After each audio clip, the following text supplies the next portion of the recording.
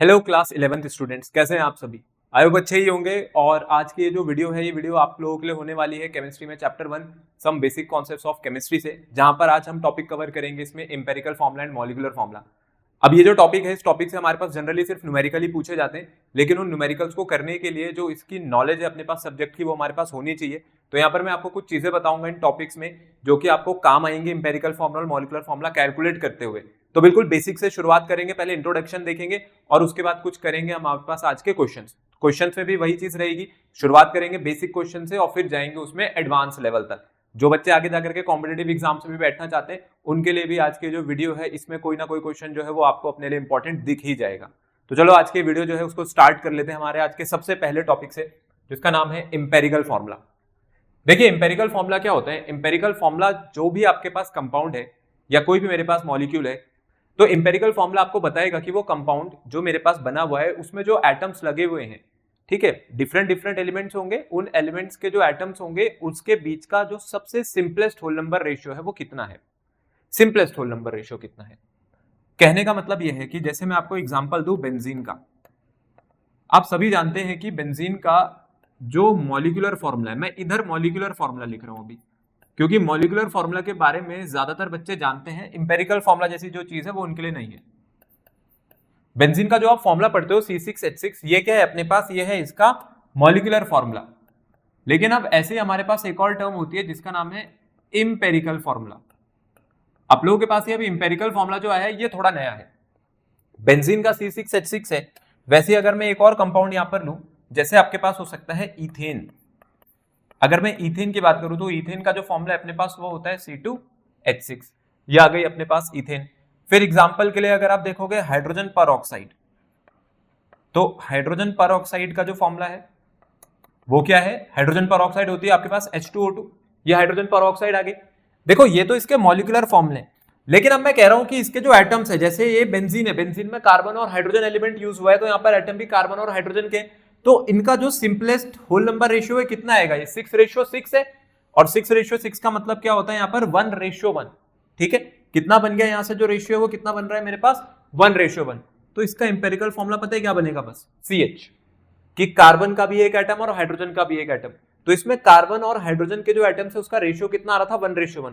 तो empirical formula क्या बन गया यहाँ से CH। तो अब ये कार्बन और हाइड्रोजन की आगे जो एटॉमिसिटी है वो आपको बता रही है कि इसमें एक कार्बन एटम पर एक हाइड्रोजन एटम रिक्वायर्ड है अगर मैं इसका मॉलिक्यूल बनाना चाहता हूं तो, ठीक है। इथेन पर आ जाता है। इथेन में अगर इस चीज को निकालेंगे तो देखो इथेन में कितना आ जाएगा, ये 1:3।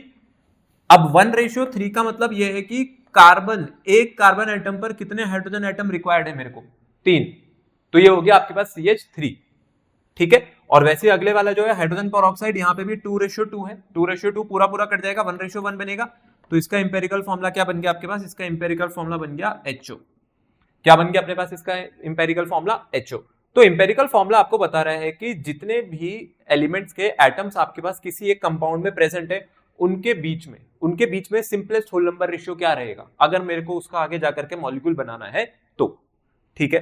बाकी अगर मैं देखूं कोई ये जो CH है, CH कभी एग्जिस्ट थोड़ी करेगा, क्यों नहीं कर सकता है कि CH, आप सोचो कि ये CH भी कोई कंपाउंड होता होगा। कार्बन जो है वो टोटल 4 बॉन्ड बनाता है, तो कार्बन जो है वो टेट्रावेलेंट है, टेट्रावेलेंसी शो करता है। तो एक कार्बन के साथ एक ही हाइड्रोजन तो लगी हुई है। तो इंपेरिकल फॉर्मूला का मतलब ये नहीं है कि ये कंपाउंड भी एग्जिस्ट करते हैं, नहीं, ये तो जस्ट ये बता रहे हैं कि एक एलिमेंट के एटम के रिस्पेक्ट में दूसरे एलिमेंट के एटम्स कितने लगेंगे। यहाँ पर 1 पे 1 है, यहाँ पे 1 पे 3 है और यहाँ पे भी 1 पे 1 है।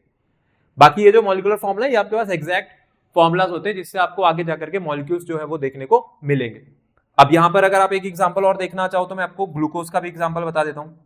ग्लूकोज का फॉर्मूला सभी ने पढ़ रखा होगा। ग्लूकोज का फॉर्मूला होता है C6H12O6। अभी जो C6H12O6 है आपके पास, यहां पर अगर मैं रेशियो निकालना चाहूं तो देखो कितना आएगा, ये आ गया आपके पास 1:2:1, ठीक है। 6 2 12 और फिर 6 1 6, 1:2:1। तो इसका मतलब है कार्बन, हाइड्रोजन और ऑक्सीजन जैसे लिखे थे वैसे लिखेंगे। एक कार्बन पर कितने हाइड्रोजन रिक्वायर्ड है, 2, तो 1 2 1, 1:2:1। तो ग्लूकोज का इंपेरिकल फॉर्मूला क्या बन गया मेरे पास यहां से CH2O। तो ये होता है अपने पास इंपेरिकल फॉर्मूला, जो कि मॉलिक्यूलर फॉर्मूला से इस तरीके से अपने पास बनाया जाता है। अब वैसे इंपेरिकल फॉर्मूला से मॉलिक्यूलर फॉर्मूला भी बनाया जा सकता है। अब आज हमें उसी चीज के बारे में पढ़ना थी कि वो कैसे होता है। तो पहले मॉलिक्यूलर फॉर्मूला के बारे में जान लेते हैं कि मॉलिक्यूलर फॉर्मूला क्या है। देखो मॉलिक्यूलर फॉर्मूला की अगर मैं बात करूं तो मॉलिक्यूलर फॉर्मूला आपके पास क्या है, ये आपके पास वो फॉर्मूला है जो कि आपको एग्जैक्ट नंबर ऑफ एटम्स बता देगा।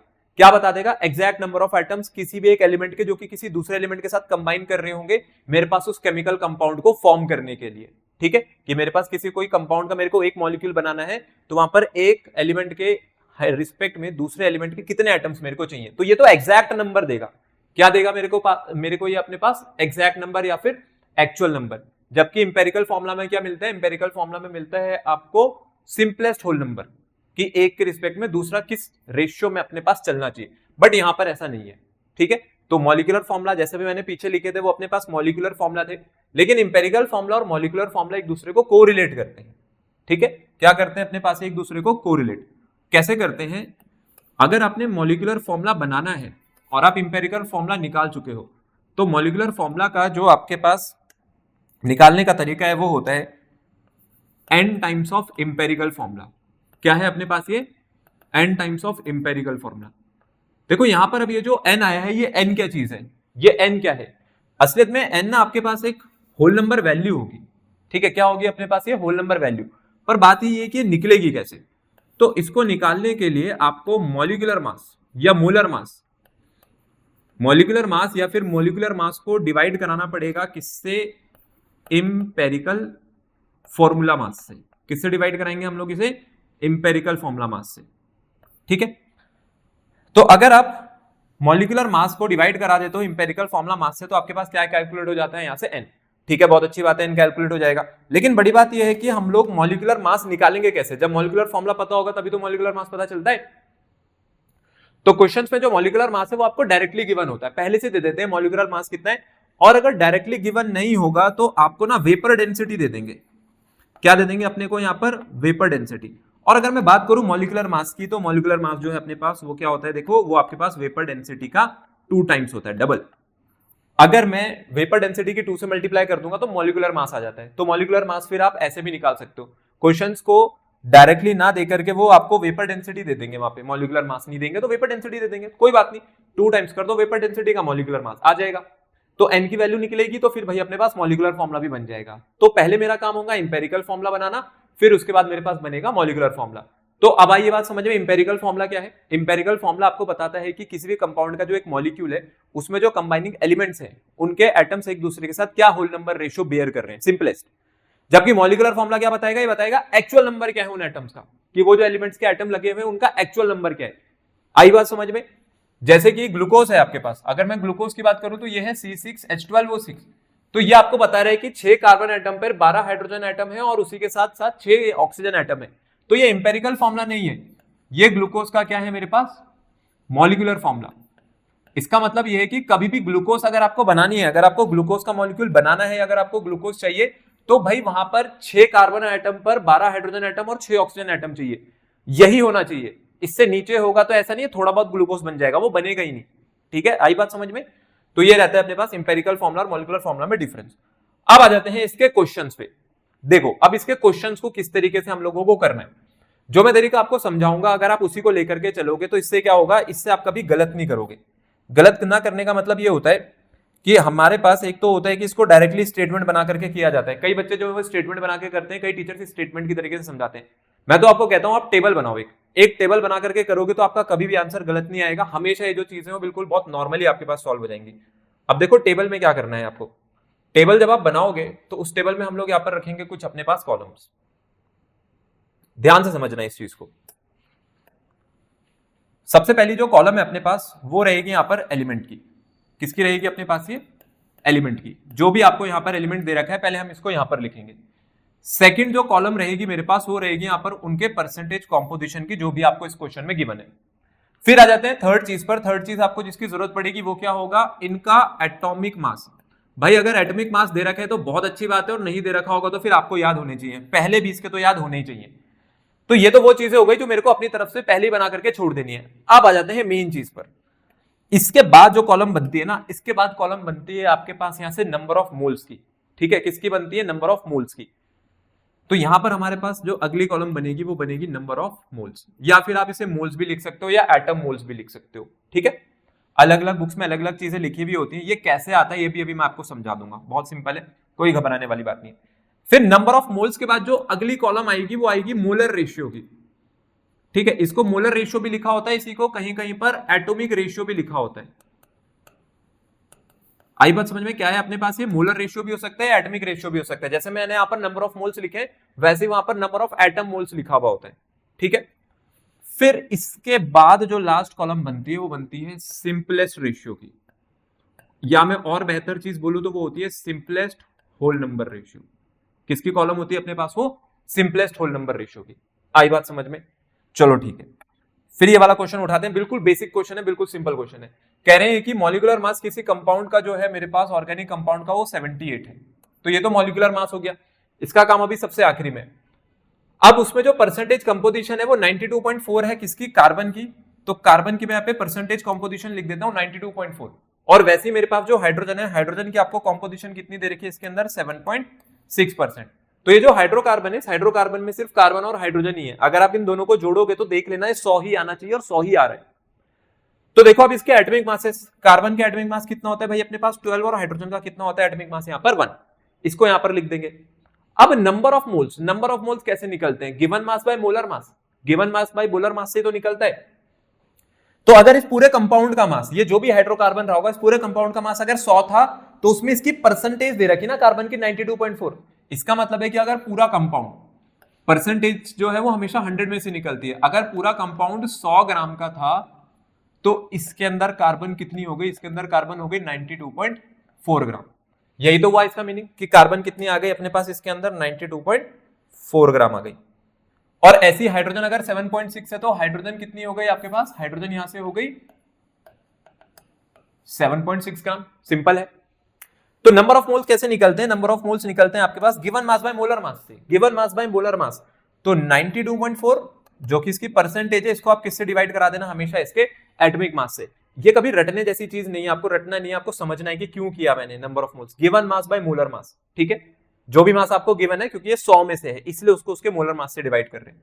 और वैसे नीचे वाला कितना हो जाएगा, 7.6 डिवाइड बाय 1। जब आप इसको डिवाइड करोगे तो देख लेते हैं कितना आता है, ये 12 7 से 84 हो गया, बचेगा 8, फिर से 12 7 से 84, 7.7 आया एक नंबर, और एक नंबर आया आपके पास 7.6। अब ये जो दो नंबर्स आते हैं यहाँ पर ना नंबर ऑफ मोल्स में, आपको चेक करना है इसमें से मेरे पास सबसे छोटा नंबर कौन सा है। तो 7.7 और 7.6 में से छोटा कौन है, 7.6। ये आपके पास स्मॉलर नंबर है, सबसे छोटा नंबर है इन दोनों में। अब आपको अगले कॉलम में जो मोलर रेशियो है ना, जो एटॉमिक रेशियो है, उसमें क्या करना है, उसमें इन दोनों ही नंबर्स को इनमें से सबसे छोटे नंबर से डिवाइड करना है, इन दोनों ही नंबर्स को, मींस 7.7 को भी मैं किससे डिवाइड कराऊंगा, 7.6 से, और 7.6 जो था यहां पर वो भी किससे डिवाइड होगा, 7.6 से। भाई ये तो बहुत आसान है, बहुत इजीली आ गया, ये आपके पास 1 है। लेकिन अब ये ऊपर वाला क्या होगा, देखो ये जो वैल्यू है ना, मैं आपको यहाँ पे सिंपल बताता हूँ, ये 7.6 है, 7.7 है, ये कितना ही होगा, ये लगभग लगभग 1 टाइम्स ही तो, और ज्यादा हो गया तो ये 1.01 आ जाएगा, ठीक है, इससे ज्यादा तो नहीं होगा ये, या मैं कह देता हूं चलो ये तो 1.09 है, या 1.1 आ गया, जो भी था ये। ध्यान रहे कि जब आप यहाँ पे मोलर रेशियो निकालोगे ना, अगर वो नियरली इक्वल है, जैसे ये 1 आ रही है वैल्यू, ये 1.03 आ रही है, 1.2 आ रही है, 1.1 आ रही है, उसको मैं 1 ही मानूंगा। क्या मानूंगा मैं उसको, 1। कभी भी वैल्यूज इस वाले कॉलम में, इस वाले कॉलम में कभी भी जो वैल्यूज हैं वो ऐसे नहीं बननी चाहिए, 1.3, 1.5, 1.7, या वैसे ही कि मतलब 2.3 है, 2.5 है, मतलब आप समझ रहे हो कि जो वैल्यू है वो अपने पास 0.3, 0.5, 0.7 वाले उस रेंज में नहीं रहनी चाहिए। क्यों, क्योंकि मैं 1.3 को राउंड ऑफ करके 1 नहीं कह सकता हूं, और ना ही मैं 1.5 को राउंड ऑफ करके 1 या 2 कह दूंगा, इसको मेरे को फिर बाद में सिंपलेस्ट होल नंबर रेशियो में ले जाना पड़ेगा। अभी ऐसी रिक्वायरमेंट नहीं है, ये 1 है और ये 1.09 है, तो ये नियरली 1 ही है, तो इनका सिंपलेस्ट होल नंबर रेशियो क्या निकलेगा, 1:1 ही निकलेगा। क्या निकलेगा अपने पास, 1:1 ही निकलेगा। बस मैं कह रहा हूं कि यहां पर जो वैल्यूज बने, यहां पर जो वैल्यूज बने वो इस ऑर्डर की ना बने, इस रेंज की, क्योंकि भाई 1.5 बनेगा ना, तो 1.5 का जो अगला होल नंबर है फिर वो 3 होता है, 1.5 की 2 से मल्टीप्लाई करके 3 बनाते हैं उसे। वैसे ही इसको 1.3 को 3 से मल्टीप्लाई करके, 1.3 को 3 से मल्टीप्लाई करके फिर क्या करते हैं, होल नंबर बनाते, तब ये क्या बन जाता, तब ये आपके पास 4 बन जाता। जैसे 1.3 है इंटू 3 करते तो ये कितना आता आपके पास, 3.9 है, तो कहते भाई ये नियरली 4 होता है। आ रही है बात समझ में। तो अभी ऐसा कुछ है नहीं यहां पर, तो मैं सिंपली लिख सकता हूं ये 1:1 बन रहा है। तो आपको पता चल गया कि एम्पेरिकल फॉर्मूला क्या है, बिल्कुल क्या आएगा, देखो यहां से एम्पेरिकल फॉर्मूला निकल करके अगर मैं एम्पेरिकल फॉर्मूले की बात करूं तो एम्पेरिकल फॉर्मूला क्या होता है, कार्बन और हाइड्रोजन का जो सिंपलेस्ट होल नंबर रेशियो ना उनके एटम्स का, वो क्या है 1:1। तो क्या बन गया अपने पास एम्पेरिकल फॉर्मूला, सिंपली CH। लेकिन मेरे से एम्पेरिकल फॉर्मूला नहीं पूछा, मेरे से क्या पूछा है उन्होंने क्वेश्चन में, मॉलिक्यूलर फॉर्मूला। भाई मॉलिक्यूलर फॉर्मूला कैसे बनेगा, एम्पेरिकल फॉर्मूला का तो वो n टाइम्स होता है। अब n टाइम्स है तो पहले n की वैल्यू चाहिए, और n की वैल्यू चाहिए तो पहले मेरे को क्या निकालना पड़ेगा, एम्पेरिकल फॉर्मूला मास। तो एम्पेरिकल फॉर्मूला मास निकाल देते हैं, कार्बन का होता है 12, हाइड्रोजन है 1, तो कितना आ गया एम्पेरिकल फॉर्मूला मास आपके पास 13। और अगर मैं देखूं तो मेरे को यहां पर मॉलिक्यूलर मास जो है वो डायरेक्टली गिवन है, मॉलिक्यूलर मास कितना है अपने पास 78। तो चलो भाई n की वैल्यू निकाल दें, n की वैल्यू क्या होती है, molecular mass divided by the empirical formula mass. तो 78 को डिवाइड कर देंगे 13 से, 13 6 होता है 78। तो n की वैल्यू कितनी आ गई यहां से निकल करके 6। तो आपके पास जो मॉलिक्यूलर फॉर्मूला है वो n टाइम्स था एम्पेरिकल फॉर्मूला का, मतलब 6 टाइम्स ऑफ किसका, CH का। तो आंसर आ गया यहां से C6H6। तो ये बेंजीन थी आपके पास, C6H6 इसका फॉर्मूला होता है मेरे पास बेंजीन का। तो मॉलिक्यूलर फॉर्मूला कैसे निकाला, n टाइम्स कर दिया CH का, मतलब एम्पेरिकल फॉर्मूला का। तो ये था आपके पास ये वाला क्वेश्चन, बिल्कुल सिंपल क्वेश्चन है, अभी स्टार्टिंग है इसलिए बिल्कुल बेसिक से शुरुआत करिए। और आपको भी ध्यान रहे, आप भी इस तरीके से टेबल बना के इन क्वेश्चंस को करो, आपके पास कभी भी जो क्वेश्चन है वो गलत नहीं होगा अगर आप टेबल के अकॉर्डिंग चलोगे। जैसे यहाँ पर ये टेबल है, इसको बना करके मैंने आपको समझाया है, तो आपके पास ना साइड बाय साइड सारी कैलकुलेशन हो रही होती है, तो आपके पास जो गलती करने के चांसेस वो बिल्कुल खत्म हो जाएंगे। चलो आ जाते हैं अगले क्वेश्चन पे, नेक्स्ट क्वेश्चन देख लेते हैं। अगले क्वेश्चन में बोला है कोई ऑर्गेनिक कंपाउंड है जिसमें एनालिसिस करने पे पता चला कि इसके अंदर जो कार्बन की कंपोजिशन है 57.8 है, हाइड्रोजन 3.6 है and the rest is oxygen. Oxygen का आपको परसेंटेज नहीं दे रखा कह रहे, लेकिन जो बच गया वो ऑक्सीजन है। तो बहुत सिंपल है, दोनों को जोड़ देंगे, 57.8 और 3.6 को जोड़ देंगे और 100 में से माइनस कर देंगे तो ऑक्सीजन भी आ जाएगा। लिखा है वेपर डेंसिटी, देखो अब आ गई आपके पास वो चीज की वेपर डेंसिटी कितनी दे रखी है 83। अब क्यों दे रखी होगी हमें वेपर डेंसिटी, ताकि हम मॉलिक्यूलर मास निकाल सकें। डायरेक्टली नहीं दिया मॉलिक्यूलर मास, पर वीडी दे दी, तो वीडी का डबल कर देंगे तो मॉलिक्यूलर मास आ जाता है। ठीक है, तो सबसे पहले क्या करेंगे, पिछली बार की तरह यहां पर हम लोग एक टेबल बनाएंगे। तो टेबल से शुरुआत कर लेते हैं, तरीका सेम ही रहेगा, तरीका हम लोग नहीं चेंज करेंगे कभी भी, अपने पास जो मेथड है उसको सेम रखना है। ठीक है, चलो इसके बाद जो सबसे पहली कॉलम अपने पास बनती थी यहां पर, वो किसकी कॉलम थी, एलिमेंट की। फिर एलिमेंट के बाद जो अगली कॉलम आएगी आपके पास वो आएगी परसेंटेज की। फिर परसेंटेज के बाद अब मैं बात करूं तो परसेंटेज के बाद आपके पास बनना चाहिए एटॉमिक मास। ठीक है, नेक्स्ट कॉलम आ गई एटॉमिक मास की। फिर अगले कॉलम में क्या लिखते थे हम लोग, यहां पर हम लोग लिखते थे नंबर ऑफ मोल्स या नंबर ऑफ मोल एटम्स। अब अगला कॉलम देखेंगे तो नेक्स्ट कॉलम में क्या रहता था मेरे पास, नेक्स्ट कॉलम में रहता था मोलर रेशियो। यहां पर मोलर रेशियो कैलकुलेट करते थे, और इसके बाद आता था आपके पास सिंपलेस्ट होल नंबर रेशियो।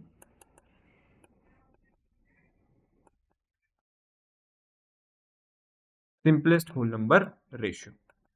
चलो ये वाला क्वेश्चन देख लेते हैं। चलिए इस क्वेश्चन में स्टार्ट करते हैं। सबसे पहले देखो, आपको जिसकी परसेंटेज डायरेक्टली गिवन है वो कार्बन है, तो पहले मैं यहां पर एलिमेंट लिख देता हूं सारे के सारे। एक कार्बन है, एक हाइड्रोजन है यहां पर, और एक है अपने पास ऑक्सीजन। कार्बन की जो परसेंटेज है वो है 57.8, हाइड्रोजन की कंपोजिशन है यहां पर 3.6, ऑक्सीजन की नहीं दे रखी है तो कोई बात नहीं, निकाल देते हैं। 57.8 को अगर मैं जोड़ूंगा 3.6 के साथ तो देखो ये कितना आ गया, 8 6 14 7 3 10 और 11, ये आ गया आपके पास 61.4। अब पूरा मास क्या रहा होगा, 100 ग्राम ही तो रहा होगा, तो 100 में से क्या हटा देंगे 61.4 को, तो मेरे पास किसकी कंपोजिशन आ जाएगी आपके पास, ऑक्सीजन की। उन्होंने तो बोला है रेस्ट इज ऑक्सीजन, तो 61.4% हटाते हैं पूरा, वहां पे 100% में से 10 में से 4 जाएगा 6, 9 में से 1 जाएगा, आपके पास कितना बचेगा यहाँ पर 8, और ये भी आपके पास यहां से 9 में से 6 चला गया, बचा 3, तो ये आ गया आपके पास 38.6। ऑक्सीजन की जो कंपोजिशन है मेरे पास वो निकल करके आ रही है 38.6। अब एटॉमिक मासेस पर आ जाते हैं, इनके एटॉमिक मास की बात कर लेते हैं। देखो कार्बन का एटॉमिक मास कितना होता है 12, हाइड्रोजन का एटॉमिक मास होता है 1 और ऑक्सीजन का एटॉमिक मास होता है आपके पास 16। तो एटॉमिक मास भी आ गया, बहुत अच्छी बात है। अब अगला क्या निकालना है, number of moles. Number of moles कैसे निकलेंगे, नंबर ऑफ मोल्स निकलेंगे जो आपके पास ये परसेंटेज है, इसको मैं किससे डिवाइड कराऊंगा, इसके एटॉमिक मास से, मतलब given mass by molar mass, given mass by molar mass. 57.8 divided by 12, इसको अगर कैंसिल करा जाएगा तो 12 4 48, क्योंकि 12 5 60 होता है, 12 4 48, कितना बचेगा यहाँ पर 9, तो 12 8 96, 4.8 लिख के छोड़ देता हूं, ठीक है, इतने से काम बन जाएगा। आप और सॉल्व करना चाहते हो आप 2 डेसिमल तक सॉल्व कर सकते हो, इसके आगे नहीं जाना, कभी 2 डेसिमल तक करेंगे, उसके ऊपर नहीं जाएंगे। फिर ये तो बहुत सिंपल है, ये तो 3.6 बाय 1 है, 3.6 अपॉन 1 तो 3.6 ही होता है, और लास्ट वाला है 38.6 डिवाइड बाय 16, तो देखते हैं ये कितना निकल करके आता है, 16 2 32 बचेगा 6, तो 16 4 64, ये वैल्यू आ गई 2.4। अब इन तीनों नंबरों को मेरे को देखना है, 4.8, 3.6 एंड 2.4। इसमें से सबसे छोटा नंबर हम लोगों को आइडेंटिफाई करना है, सबसे छोटा नंबर कहां पर निकल करके आ रहा है, 2.4, ये इन सब में सबसे छोटा है। फिर जो मोलर रेशियो था, मोलर रेशियो में क्या करते थे, सारे ही नंबर्स को इनमें से आए हुए सबसे छोटे नंबर से डिवाइड करते थे, तो 4.8 divide by 2.4, 3.6 divide by 2.4 and last वाला तो 2.4 डिवाइड बाय 2.4। बहुत सिंपल है, इसको कैंसिल करेंगे तो पूरा पूरा 2 गुना कट गया, 2 टाइम्स कट गया। यहाँ पे सिंपल ये डेसिमल जो है एक एक पॉइंट के हटा देता हूं, यहां से 12 2 24, 12 3 36, 3/2 कितना होता है 1.5, और 2.5 से पूरा कट गया 2.4, ये आ गया 1। देखो अभी मैंने थोड़ी देर पहले जिस चीज की बात करी थी वही चीज आ गई, क्या चीज आ गई यहाँ पर, ये तो 2 है, ये तो 1 है, तो पहले होल नंबर है, लेकिन ये 1.5 आ रहा है। अब ये 1.5 है, इसको मैं राउंड ऑफ करके 2 थोड़ी लिख दूंगा ना, मैं इसको 1 लिख दूंगा। अब इसको आपको बनाना है होल नंबर, तो 1.5 का अगर मैं 1.5 की मल्टीप्लाई किससे करूं कि कोई होल नंबर आ जाए, मुझे पता है कि मैं इसकी मल्टीप्लाई अगर 2 से कर दूंगा तो 1.5 इंटू 2 3 होता है। अगर आपने इसको होल नंबर बनाने के लिए 2 से मल्टीप्लाई करिए तो अब सभी की मल्टीप्लाई किससे करी जाएगी, 2 से, बिकॉज ये एक ही रेशियो में चेंज होने चाहिए। ये हो गया 4, ये हो गया 3, और ये हो गया आपके पास 2, 4 3 2। तो अगर मैं इंपेरिकल फॉर्मूला की बात करूं तो इंपेरिकल फॉर्मूला देख लेते हैं क्या बन करके आ जाता है। इंपेरिकल फॉर्मूला पे अगर आप नजर मारोगे तो इंपेरिकल फॉर्मूला हो गया C4H3 और O2, कार्बन 4 हाइड्रोजन 3 ऑक्सीजन 2, तो C4H3O2, C4H3O2 अपने पास इंपेरिकल फॉर्मूला है, और जैसे इंपेरिकल फॉर्मूला है वैसे हम लोग अब मॉलिक्यूलर फॉर्मूला बना सकते हैं। बस उसके लिए किस चीज की जरूरत पड़ेगी, पहले N निकालने की, तो N होता है empirical formula mass, molecular mass divided by empirical formula mass. तो पहले इंपेरिकल फॉर्मूला मास देख लेते हैं कि इंपेरिकल फॉर्मूला मास कितना आ रहा है। देखो कार्बन यहाँ पे टोटल 4 लगी हुई है, तो 12 होता है कार्बन का, 12 4 48, हाइड्रोजन 3 है तो 1 into 3 3, ऑक्सीजन 2 होता है 16 2 32, 48 प्लस 32 कितना बन गया है 80, 80 और 3 आ गया है आपके पास 83 ग्राम आ रहा है ये। अब जो वेपर डेंसिटी है वो 83 है, तो देयरफॉर मॉलिक्यूलर मास क्या आएगा, क्या मॉलिक्यूलर मास वेपर डेंसिटी का डबल है, बिल्कुल है। अगर मैं वेपर डेंसिटी का डबल कर दूं तो मॉलिक्यूलर मास आ जाता है, तो 2 into 83 करेंगे, आंसर कितना आ गया यहां से 166। तो मॉलिक्यूलर मास जो वैल्यू रखता है, मॉलिक्यूलर मास की वैल्यू है यहां पर 166। तो n की वैल्यू अब निकाल देते हैं, n की वैल्यू हो जाएगी molecular mass divided by the empirical formula mass, जो कि 83 है, ये 2 टाइम्स कट गया, देखो कितना निकल करके आ गया है आपके पास 2। इसका मतलब है जो मॉलिक्यूलर फॉर्मूला है वो इसका डबल होना चाहिए, किसका, इंपेरिकल फॉर्मूला का। तो मॉलिक्यूलर फॉर्मूला मेरे पास यहां से क्या बन जाएगा, मॉलिक्यूलर फॉर्मूला आपके पास बन जाएगा यहां से 2 times of empirical formula which is C4H3O2, तो आंसर आ गया यहां से C8H6O4।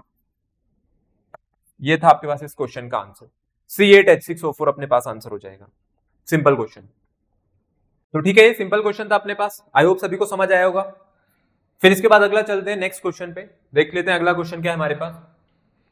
देखो क्वेश्चन नंबर 3 में लिखा हुआ है compound contain 4.07% hydrogen, 24.27 carbon, 71.65 chlorine. Molecular mass इस बार डायरेक्टली देती, बहुत अच्छी बात है। तो इंपेरिकल और मॉलिक्यूलर फॉर्मूला दोनों आपसे नपवा रहे हैं कि कितना रहेगा। तो पिछली बार की तरह ही सबसे पहले हम लोग क्या करेंगे, यहाँ पर अपना टेबल बनाएंगे, टेबल से शुरुआत करेंगे। ये स्टेप्स तो आपको रट जाने चाहिए। देखो बिना टेबल बनाए कोई नहीं करेगा, क्योंकि अगर आप टेबल बना के करते हो तो मैंने पहले भी बोला है, इससे आपका ही फायदा है, आप गलती करने से बच जाओगे। पहली कॉलम एलिमेंट की रहती थी, दूसरी कॉलम रहती थी उसके परसेंटेज की, तीसरी कॉलम रहती है मेरे पास एटॉमिक मास की। फिर थर्ड कॉलम क्या होती थी मेरे पास, थर्ड कॉलम होती थी यहां पर नंबर ऑफ मोल्स की। फिर उसके बाद जो इसके बाद कॉलम आएगी, नेक्स्ट कॉलम में क्या रहता था मेरे पास, नेक्स्ट कॉलम रहेगी मोलर रेशियो की, मोलर रेशियो आ गया। लास्ट कॉलम पर आ जाते हैं, लास्ट कॉलम रहने वाला है सिंपलेस्ट होल नंबर रेशियो। पिछली बार की तरह ही इसको भी एज इट इज यहां पर बना देते हैं। चलो क्वेश्चन को अभी स्टार्ट करते हैं, देखते हैं मेरे पास क्वेश्चन कहां से शुरू हो रहा है।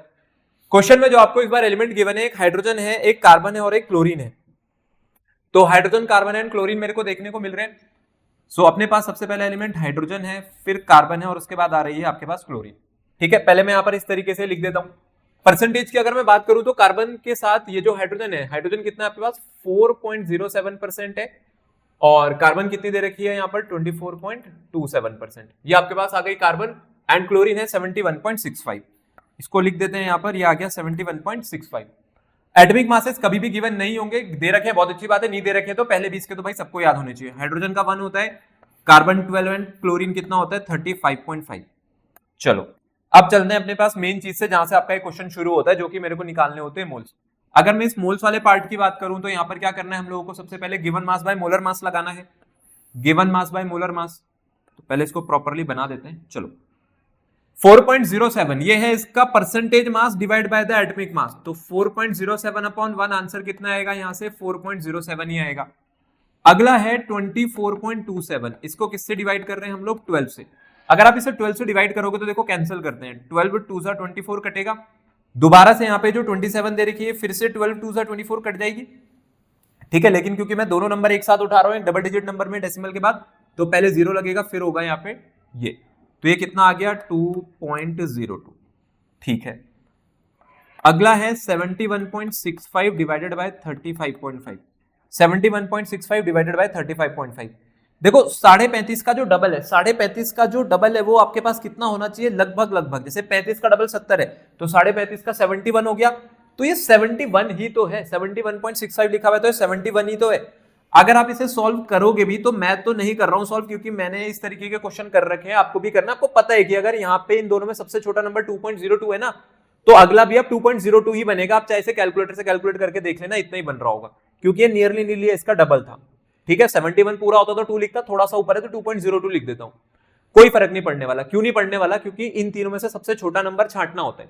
मेरे को पहले दिख गया 2.02 है, अगला भी लगभग उतना ही आना चाहिए, 2 के नियर आ रहा होगा, तो वो भी 2.02 ही रहा होगा। इन क्वेश्चंस में ऐसा ही होता है क्योंकि यहां पर जो नंबर ऑफ मोल्स निकलते हैं इसके बाद जो मोलर रेशियो बनता है वो अनचेंज रहना चाहिए।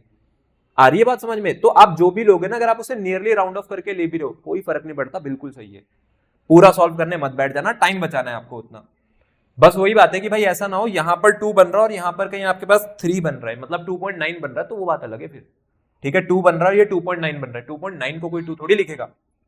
तो मोलर रेशियो में क्या करते हैं, सबसे छोटे नंबर से डिवाइड करते हैं सबको। 4.07 डिवाइड बाय 2.02, यहां पर 2.02 डिवाइड बाय 2.02 और लास्ट वाले में भी क्या हो जाएगा 2.02 डिवाइड बाय 2.02। देखो यहां पर मेरे को क्या करना है, यहां पर मेरे को ऐसे नंबर्स लिखने होते हैं जो कि होल नंबर के बिल्कुल करीब करीब आने वाले, बिल्कुल नियर आने वाले। 4.07 और 2.02 अगर मैं देखूं तो 2.02 का लगभग डबल ही तो है, 4.04 होता है इसका डबल, ये 4.07 है, तो सीधी सी बात है क्या बनता, ये भी आपके पास ये लगभग 2.0304 बन जाता। पर ये तो ना बनता ना, कहीं 2.3, 2.5, 2.7, 2.9 ऐसा तो नहीं बन रहा है ना। ये कैसा बन रहा है मैं कह रहा हूं, मैं तो कह रहा हूं ये 2.03 बन रहा है। चलो तो इसको राउंड ऑफ करके क्या लिख सकते हैं, सीधा 2। पूरा सॉल्व नहीं करना क्योंकि उन्होंने कैलकुलेशन थोड़ी करवानी है, फॉर्मूला बनवाना है। ये भी पूरा 1 बन गया, ये पूरा 1 बन गया, तो इसको 2 लिखा जा सकता है। ठीक है, तो इस बार तो मेरे पास पहले यहाँ पे जो मोलर रेशियो है, मोलर रेशियो पहले से सिंपल होल नंबर में है, मेरे को कोई चेंज करने की जरूरत नहीं है, 2:1:1 आ रहा है। तो इंपेरिकल फॉर्मूला अगर हम लोग बनाएंगे तो इंपेरिकल फॉर्मूला देखो यहां से कितना बन करके आ गया, कार्बन 1 है, हाइड्रोजन 2 है, क्लोरीन 1 है, CH2Cl। क्या बन गया आपके पास इंपेरिकल फॉर्मूला CH2Cl। इसका मास भी अभी निकाल देते हैं क्योंकि जरूरत पड़ेगी। 12 होता है कार्बन का, +2 और क्लोरीन होता है 35.5। जब इन सबको हम लोग जोड़ेंगे, यहां से आंसर बनाएंगे, तो देखो ये कितना बन जाएगा, 12 और 2 14 हो गया, 35.5 में 14 और जोड़ देंगे तो आंसर कितना आ जाएगा 49.5। यह आ गया आपके पास इंपेरिकल फॉर्मूला मास। देन निकाल देते हैं एन की वैल्यू, एन की वैल्यू होती है molecular mass divided by the empirical formula mass जो कि 49.5 है। चलो अब आप जब इस बार इसको डिवाइड करके देखोगे तो यहाँ पे क्या हो रहा है 49.5 है, 49 का डबल कितना होता है 98, तो 49.5 का डबल कितना होगा 99, तो ऊपर वाला नंबर नियरली 99 ही तो है, क्योंकि ये जो है ना ये होल नंबर में होना चाहिए। ध्यान रहे, इसको कोई 1.98 या 1.99 नहीं कर सकते हम लोग, ये होल नंबर ही होना चाहिए। तो ये लगभग 2 टाइम्स कट रहा है, तो n की वैल्यू हो गई 2। तो आपके पास जो मॉलिक्यूलर फॉर्मूला है, अगर मैं मॉलिक्यूलर फॉर्मूला की बात करूं तो मॉलिक्यूलर फॉर्मूला इंपेरिकल फॉर्मूला का 2 टाइम्स होना चाहिए। मॉलिक्यूलर फॉर्मूला बना देते हैं, 2 टाइम्स ऑफ CH2Cl। आंसर आ गया यहां से C2H4Cl2। ये बन गया आपके पास इसका मॉलिक्यूलर फॉर्मूला। तो ये रहेगा इस क्वेश्चन का आंसर। तो empirical formula and molecular formula दोनों हम लोगों को निकालने थे, दोनों निकाल दिए। ये लो देख लो, बिल्कुल सिंपल है। आई होप सबको समझ आया होगा। तो जब आप इन क्वेश्चंस की और अच्छे से प्रैक्टिस करोगे तो आपको और बेटर क्लैरिटी मिलेगी इन जैसे टॉपिक्स की और इन जैसे क्वेश्चंस की। चलो आगे चलते हैं, नेक्स्ट क्वेश्चन पर आ जाते हैं। अगला क्वेश्चन देख लेते हैं। इस क्वेश्चन में आपको यहाँ पर कैलकुलेट करके देना है इंपेरिकल फॉर्मूला एक ऑक्साइड का जो कि आयरन का है और उसके पास 69.9% आयरन है एंड 30.1% ऑक्सीजन है बाय मास। सिर्फ इंपेरिकल निकालना है, मॉलिक्यूलर नहीं निकालना। तो ये तो सिंपल ही हो गया क्वेश्चन, आसान क्वेश्चन है। सबसे पहले वही टेबल बना लेते हैं यहाँ पे अपनी, फिर आ जाते हैं फर्स्ट कॉलम पे जो कि रहेगा मेरे पास एलिमेंट का, सेकंड रहेगा इस एलिमेंट का परसेंटेज, थर्ड रहेगा इसका एटॉमिक मास। थर्ड में क्या आता था? थर्ड में हम लोग इसके नंबर ऑफ मोल्स निकालते थे, इसके लिए थोड़ी जगह छोड़ देंगे। उसके बाद आता था मोलर रेशियो। अगर मोलर रेशियो पहले से ही होल नंबर में बन रहा है तो बहुत अच्छी बात है, नहीं बन रहा होगा तो उसको फिर कहां ले जाएंगे हम लोग? सिंपलेस्ट होल नंबर रेशियो में। तो लास्ट आ गया मेरे पास सिंपलेस्ट होल नंबर रेशियो। चलो इनकी बात कर लेते हैं फटाफट। यहां पर सिर्फ दो ही एलिमेंट्स है इस बार, एक आयरन है, एक अपने पास ऑक्सीजन है, क्योंकि आयरन का अगर ऑक्साइड है तो उसमें आयरन और ऑक्सीजन ही रहे होंगे, उसके अलावा कुछ और निकल के आएगा नहीं। फिर इसमें आयरन जो है, देखो आयरन का आपको परसेंटेज जो दे रखा है वो कितना दे रखा है? 69.9। ऑक्सीजन का कितना दे रखा है? 30.1। अब आयरन आपके पास एक ऐसा एलिमेंट है जो कि पहले 20 एलिमेंट्स में आता नहीं है, तो इसका जो आपको एटॉमिक मास है वो इस क्वेश्चन में लिखा नहीं है। अब ऐसा भी नहीं है कि आपको याद रखना पड़ेगा, आपको क्वेश्चन में हमेशा जो है वो गिवन होगा। तो मैं बता देता हूं, Fe का जो मास है वैसे वो 56 होता है, ठीक है, 56 ग्राम पर मोल, 56। तो एटॉमिक मास आयरन का आ गया 56, ऑक्सीजन का आ गया आपके पास 16। नंबर ऑफ मोल्स निकालते हैं तो percentage divided by atomic mass, या मैं बोलूं given mass by molar mass. तो इधर वैल्यू क्या बनेगी? यहाँ पे वैल्यू बनेगी 69.5 बाय 56, यहां पर वैल्यू बन गई 30, ये बन गया 30.1 डिवाइड बाय 16। अब जो पहले वाला है, पहले वाले में आपको थोड़ी मेहनत करनी पड़ेगी डिवाइड करने में, और भाई ये तो देखो करना ही पड़ेगा। आप किसी कंपटीशन में बैठोगे, कोई कैलकुलेटर अलाउड नहीं होता है। जो सीबीएसई वाले बच्चे हैं उनको भी कैलकुलेटर नहीं अलाउड है, आईएससी में अलाउड है, सीबीएसई में नहीं है। तो थोड़ा तो आपको दिमाग चलाना पड़ेगा, थोड़ी कैलकुलेशन तो करनी है, तो भाई यहां भी कर लेना। तो 69.9 को जब मैं 56 से डिवाइड करूंगा तो ये आंसर आएगा नियरली यहां से 1.25 के इक्वल। 30.1 को जब आप 16 से डिवाइड करोगे तो देखो ये तो सॉल्व हो सकता है। यहीं पर 16 1 जा 16, फिर आपके पास 14 बन गया, तो 8 जा 128, फिर उसके बाद फिर से 8 कटेगा तो 1.88 1.88 आ गया। दोनों नंबरों में से मेरे को आइडेंटिफाई करना है छोटा नंबर कौन सा है। 1.25 है छोटा नंबर, तो मोलर रेशियो में क्या करेंगे? यहां भी 1.25 बाय 1.25 और इधर 1.88 डिवाइड बाय 1.25। ये तो सीधा सीधा 1 हो गया, लेकिन जब आप 1.88 को डिवाइड कराओगे 1.25 से, तो देखो 1.25 का ना ये जो 1.88 है ये लगभग 1.5 गुना है। आप कैलकुलेट करके देख लेना, है लगभग 1.5 गुना है, 1.5 टाइम्स कट रहा है। अब वही बात है कि भाई ये 1.5 कट रहा था, इसलिए मैंने 1.5 को 1.5 ही लिखा। मैं इसे 1 नहीं लिखूंगा, इसे 2 नहीं लिखूंगा। अब इसे क्या बनाएंगे? इनको बनाएंगे एक होल नंबर। 1.5 से अगला होल नंबर क्या मिलेगा आपको? 3। तो उसके लिए आपने किससे मल्टीप्लाई करी होगी? 2 से। तो 1 की भी 2 से मल्टीप्लाई करेंगे, यहां पर आ जाएगा 2। आपके पास जो सिंपलेस्ट होल नंबर रेशियो वो क्या निकल करके आ गया? 2:3। तो इसका मतलब है इस कंपाउंड का जो इंपेरिकल फॉर्मूला है वो क्या होना चाहिए मेरे पास? Fe2O3। ये लो Fe2O3 आपका आंसर है। इंपेरिकली निकालना था, इंपेरिकल निकल चुका है, मॉलिक्यूलर फॉर्मूला नहीं पूछा है और निकाल भी नहीं सकते क्योंकि मॉलिक्यूलर मास आपको गिवन नहीं है, ना ही कोई वेपर डेंसिटी गिवन है। चलो नेक्स्ट क्वेश्चन देख लेते हैं अपने पास। इस क्वेश्चन में लिखा हुआ है कि a welding fuel gas contains carbon and hydrogen only. तो कोई वेल्डिंग फ्यूल गैस है, मतलब आपके पास कोई हाइड्रोकार्बन है, क्योंकि उसमें सिर्फ कार्बन और हाइड्रोजन है। जब उसका आपने कोई छोटा सैंपल बर्न किया ऑक्सीजन के साथ तो 3.38 ग्राम तो वहां से CO2 निकली।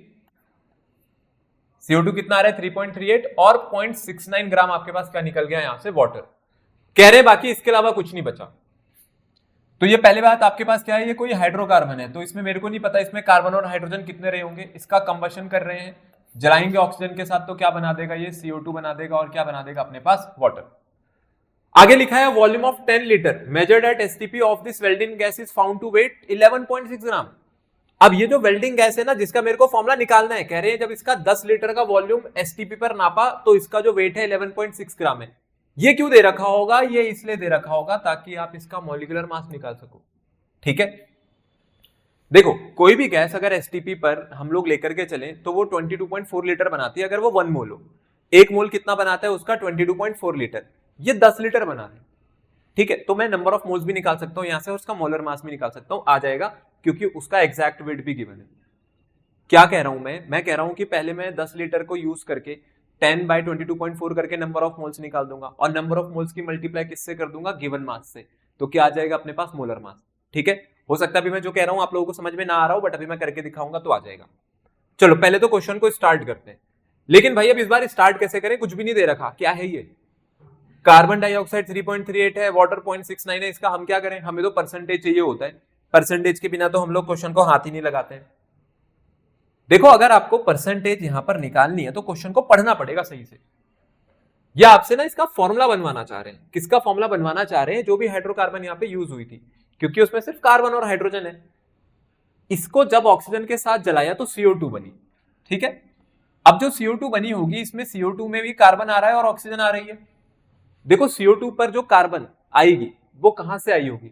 ये हाइड्रोकार्बन का जो कार्बन का मास है, हाइड्रोकार्बन वाले कार्बन का ही मास तो आगे कार्बन को ट्रांसफर हो गया होगा in the form of CO2, या नहीं? यहाँ पे जितनी भी कार्बन थी वो सारी की सारी बर्न होकर के CO2 में चली गई होगी। आ रही है बात समझ में? क्योंकि उन्होंने कहा है कोई और प्रोडक्ट नहीं बना है, सारी जल गई है। तो CO2 का मॉलिक्यूलर मास कितना होता है इसकी हेल्प लेंगे पहले। कार्बन का होता है अपने पास 12, ऑक्सीजन हो गया 16 2 32, कितना निकल करके आ गया? ये 44 ग्राम। कितना निकल करके आ गया? 44 ग्राम। 1 मोल का लेकर के चल रहे हैं।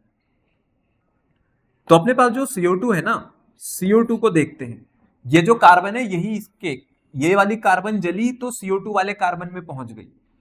तो CO2 का अपने पास जो मोलर मास है, इसका मोलर मास अभी हम लोगों ने निकाला, इसका मोलर मास आ रहा है 44 ग्राम। तो CO2 का अपने पास जो मोलर मास होता है वो आ गया आपके पास 44 ग्राम। ठीक है, जैसे मैंने यहाँ पे निकाला था। अब आप क्वेश्चन में पढ़ो, क्वेश्चन में आपको ये कह रहे हैं कि जो कार्बन डाइऑक्साइड निकली ना, वो कार्बन डाइऑक्साइड कितनी निकली? इनके अकॉर्डिंग जो कार्बन डाइऑक्साइड निकल रही है वो कितनी निकल रही है? यहां से 3.38 ग्राम। कितनी निकल रही है आपके पास? ये 3.38 ग्राम। इसको थोड़ा सही से लिख देता हूं मैं, ये आगे आपके पास 3.38 ग्राम ये गिवन है। बाकी 44 क्या है इसका? ये तो मोलर मास है। किसका मोलर मास हो गया आपके पास? CO2 का। देखो जो CO2 निकली वो CO2 कितनी निकली आपके पास? वहां पे 3.38 ग्राम ये आपको क्वेश्चन में गिवन है। तो भाई अब मेरे को ये देखना है कि ये जो 44 ग्राम है जो इसका मोलर मास होता है ना CO2 का, 44 ग्राम में कार्बन कितनी है? 12 ग्राम। तो क्या मैं उसके हिसाब से यूनिटरी मेथड लगा सकता हूं कि भाई 3.38 में कितनी होगी? अगर 44 ग्राम में 12 ग्राम है तो 3.38 में कितनी है? कार्बन का एक ही एटम तो है, यहां पर एक ही तो दिख रहा है मेरे को। तो 44 ग्राम ऑफ CO2 में कितना है? 12 ग्राम ऑफ C। ठीक है, एक एटम है, एक का 12 ग्राम। वो असल में 12 ग्राम पर मोल है, मैं मोल के हिसाब से लेकर के चल रहा हूं तो उसमें कंफ्यूज मत होना। 1 ग्राम ऑफ CO2 में कितना आ जाएगा? 12 बाय 44 ग्राम ऑफ कार्बन। तो देयरफॉर मेरे को कितने के लिए निकालना है? मेरे को निकालना है यहां पर 3.3 ग्राम ऑफ CO2। तो 12 बाय 44 इंटू 3.38 कर देंगे। जब इसको सॉल्व करेंगे तो यहां से मेरे पास फाइनल वैल्यू बन जाएगी और ये लगभग बनेगा 0.92 ग्राम ऑफ कार्बन। चलो भाई, पहली चीज तो आ गई कि कार्बन अपने पास कितना है इस कंपाउंड में। ये जो कंपाउंड था ना हाइड्रोकार्बन जो जली थी, इसके अंदर कार्बन कितना था? 0.92 ग्राम था। ठीक है, और वो चीज भी कैसे करिए मैंने आपको बताया है। जितना कार्बन था वो सारा का सारा जल करके CO2 में बाहर निकल गया, क्योंकि उन्होंने बोला ये CO2 और वाटर के अलावा कोई बाई प्रोडक्ट नहीं है। तो 0.92 ग्राम ऑफ कार्बन आ गई, बट परसेंटेज तो अभी भी नहीं निकला। परसेंटेज कब तक नहीं निकलेगा? परसेंटेज तब तक नहीं निकलेगा जब तक आपको टोटल मास ना पता हो इस हाइड्रोकार्बन का कितना था। अब इसमें दूसरी चीज क्या है? इसमें दूसरी चीज आपके पास हाइड्रोजन रही होगी। क्या रही होगी आपके पास दूसरी चीज? यहां पर हाइड्रोजन। तो आप देखो कि हाइड्रोजन कहां पर है मेरे पास? हाइड्रोजन है H2O में। तो जितना भी हाइड्रोजन इस हाइड्रोकार्बन के साथ था वो जल करके इन दी फॉर्म ऑफ वाटर बाहर निकल गया। और ये लोग कह रहे हैं कि कितना वाटर बाहर निकला है? ये कह रहे हैं 0.69 ग्राम वाटर बाहर निकला है। कितना? 0.69 ग्राम। तो इसको भी ऐसे ही करेंगे जैसे CO2 के लिए सॉल्व किया है। अगर मैं वाटर का फॉर्मूला देखूं तो वाटर का फॉर्मूला होता है H2O। वाटर के 1 मोल का मास कितना होता है, इसका मोलर मास होता है 18 ग्राम। तो उसी के हिसाब से चलते हैं भाई, हाइड्रोजन का मास है 1, 1 2 से 2, तो 18 ग्राम में 2 ग्राम हाइड्रोजन है। 18 ग्राम में कितनी ग्राम हाइड्रोजन है, 2। तो 18 ग्राम ऑफ H2O में आ रही है 2 ग्राम ऑफ हाइड्रोजन। तो भाई देयरफॉर 1 ग्राम में कितनी आ गई, 1 ग्राम ऑफ H2O में कितनी आएगी, ये 2/18 ग्राम ऑफ H, मतलब 1/9। और मेरे को कितने के लिए निकालनी है, मेरे को निकालनी है 0.69 के लिए। तो 0.69 ग्राम ऑफ H2O में कितनी आ गई,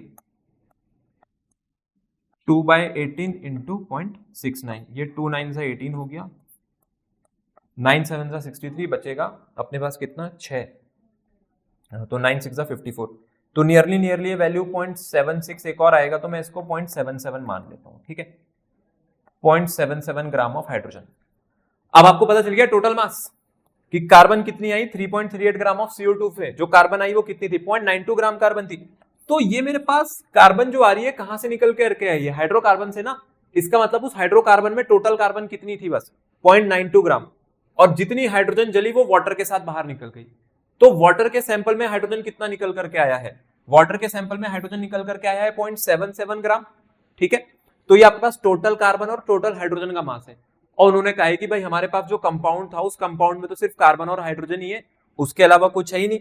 तो अगर इनके कंपाउंड में कार्बन और हाइड्रोजन के अलावा और कुछ नहीं है, तो इसका मतलब है कि अगर मैं इन दोनों को जोड़ दूं तो इन दोनों को जोड़ करके मेरे को क्या पता चल जाएगा, total mass of the compound या total mass of the hydrocarbon, जो भी वो वेल्डिंग गैस था, क्योंकि वेल्डिंग फ्यूल जो गैस है वो आपको पता नहीं है यहां पर। तो टोटल मास कितना आ गया,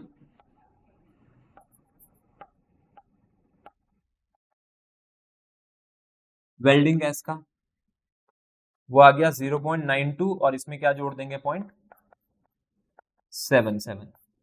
तो जब इनको जोड़ेंगे तो देख लेते हैं यहां से क्या आंसर बन रहा है। यहां से आंसर आपके पास 7 और 2 9 हो जाएगा, 9 7 16 हो गया, 1.69 ग्राम। ये लो, ये आ गया आपके पास यहाँ पर टोटल मास। ये जो वेल्डिंग गैस है, इस वेल्डिंग गैस का मास कितना आ रहा है, 1.69 ग्राम आ रहा है। अब आती है बारी एम्पेरिकल फॉर्मुला, मॉलिक्यूलर फॉर्मुला के लिए जितनी हम लोगों ने इतनी जो मेहनत करी है उस तक चलते हैं। उसके लिए आपको क्या करना पड़ेगा, उसके लिए आपको यहां पर परसेंटेज निकालनी पड़ेगी पहले। तो देखो परसेंटेज ऑफ कार्बन, ये जो कार्बन है इस सैंपल में कितना है, परसेंटेज कैसे निकलती है कि मास ऑफ कार्बन, कार्बन थी कितनी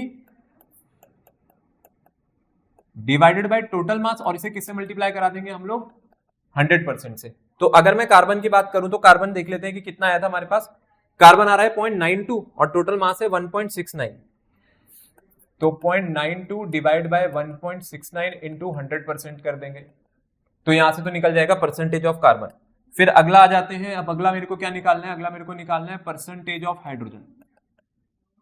ये हो जाएगी mass of hydrogen divided by total mass, और इसकी भी मल्टीप्लाई किससे करेंगे यहाँ पर 100% से। जब इसको कैलकुलेट करेंगे तो हाइड्रोजन कितना था अपने पास, हाइड्रोजन थी 0.77 divided by total mass 1.69 into 100%। तो जब आप इसको सॉल्व करोगे तो इसकी परसेंटेज जो है ये अपने पास कितनी कितनी निकल करके आ जाएगी, कार्बन की निकल करके आ जाएगी नियरली 92.2%, और ये जो हाइड्रोजन है ये नियरली, अगर आप अब ये नहीं भी निकाल रहे हो कोई फर्क नहीं पड़ता, कार्बन और हाइड्रोजन ही तो थी सिर्फ, 100 में से हटा दो, 100 में से 92.2 हटाएंगे तो लगभग ये वैल्यू आपके पास बनेगी 7.8, कितनी बन गई है 7.8% नियरली। पता चल गया अब आपको कि परसेंटेज क्या है, बिल्कुल पता चल गया है। अब आ जाते हैं हमारे उसी टेबल पर जहां से बनते हैं आपके सारे आंसर्स। सबसे पहले लिखेंगे एलिमेंट, फिर इधर आएगा उसका एटॉमिक मास, अरे अगला होगा अपने पास इसका परसेंटेज, फिर नेक्स्ट आना चाहिए एटॉमिक मास, एटॉमिक मास के बाद बारी आएगी मोल्स की, फिर आएगा मोलर रेशियो, और जरूरत पड़ी तो सिंपलेस्ट को भी यूज करेंगे, simplest whole number ratio.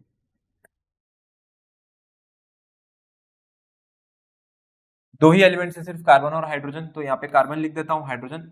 Carbon का परसेंटेज आ रहा है आपके पास 92.2 और हाइड्रोजन की परसेंटेज आ रही है यहाँ से 7.8।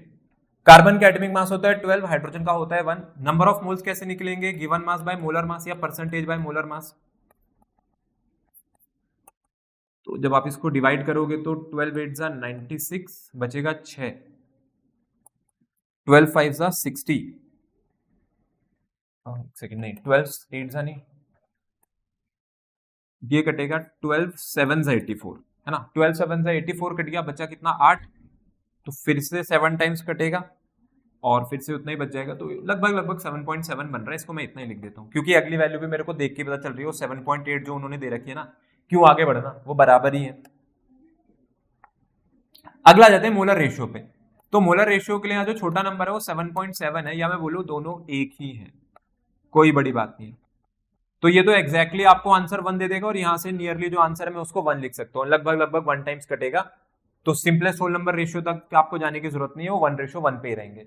तो भाई देख लेते हैं यहाँ पर इंपेरिकल फॉर्मूला क्या बन गया। इंपेरिकल फॉर्मूला बन गया इस हाइड्रोकार्बन का आपके पास CH, सिर्फ CH, बस, इससे ज्यादा कुछ नहीं।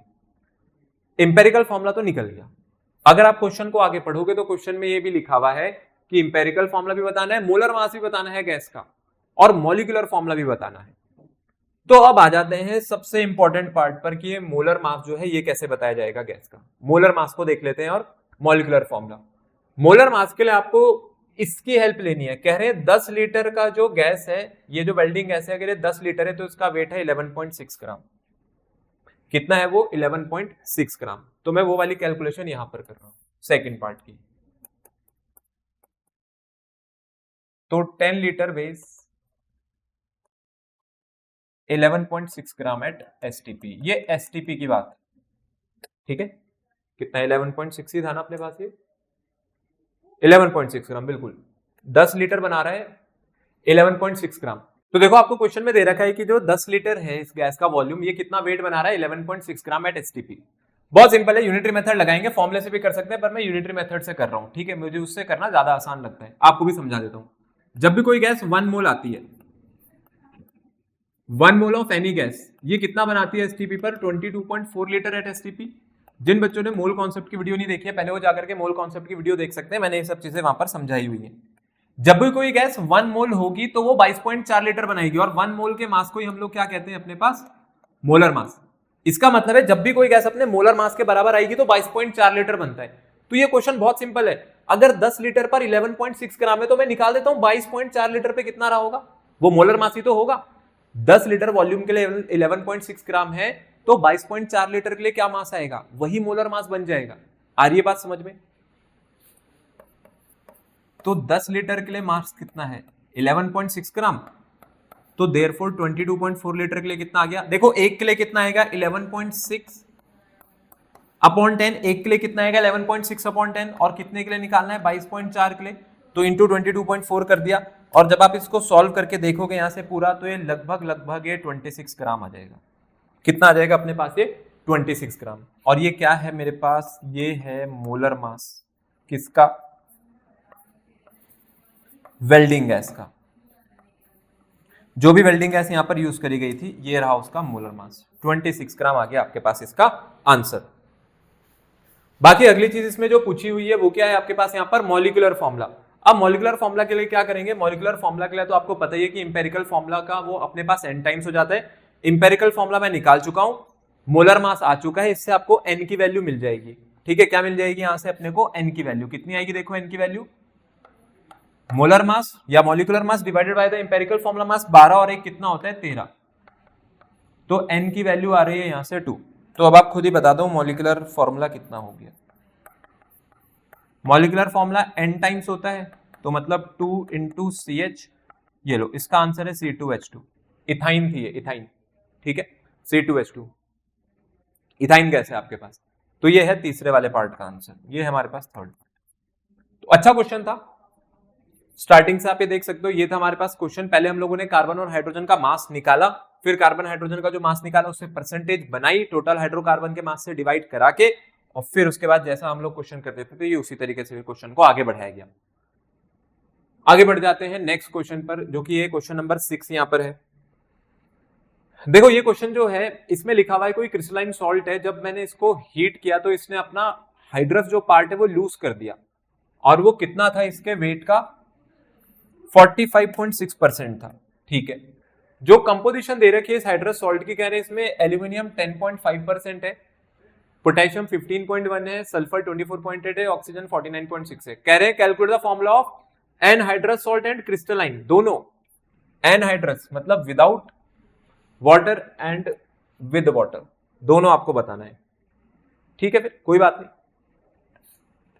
इस बार अगर परसेंटेजेस डायरेक्टली गिवन है तो भाई अपने पास जो टेबल है वो तो फिर सीधी सीधी बन सकती है। कितने है टोटल ALKSO, थोड़ा सा लंबा कर देते हैं इसको क्योंकि इस बार इसकी जरूरत पड़ेगी।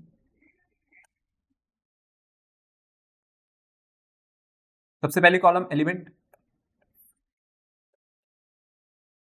फिर इसके बाद परसेंटेज, नेक्स्ट आएगा एटॉमिक मास, फिर आएंगे यहां पर नंबर ऑफ मोल्स, फिर आएगा मोलर रेशियो, फिर लास्ट में आएगा सिंपलेस्ट होल नंबर रेशियो।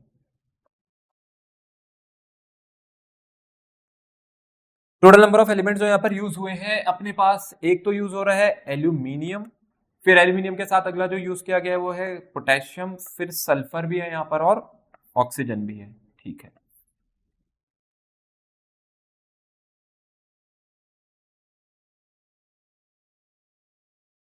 चलो परसेंटेजेस लिख देते हैं सबसे पहले इनकी। एल्यूमिनियम की है 10.5, पोटेशियम है 15.1, सल्फर है 24.8 एंड ऑक्सीजन कितना है आपके पास 49.6। एल्यूमिनियम का एटॉमिक मास कितना होता है 27, पोटेशियम होता है 39, सल्फर होता है 32, ऑक्सीजन होता है अपने पास 16। नंबर ऑफ मोल्स क्या हो जाएंगे, नंबर ऑफ मोल्स हो जाएंगे given mass by molar mass या percentage by mass by molar mass. तो ये बन गया 10.5 डिवाइड बाय 27, ये आ गया आपके पास 15.1 डिवाइड बाय 39, 24.8 बाय 32 और ये आ गया 49.6 बाय 16। ठीक है, अब इनको पूरा पूरा अपने पास यहाँ पर सॉल्व करके देख लेते हैं।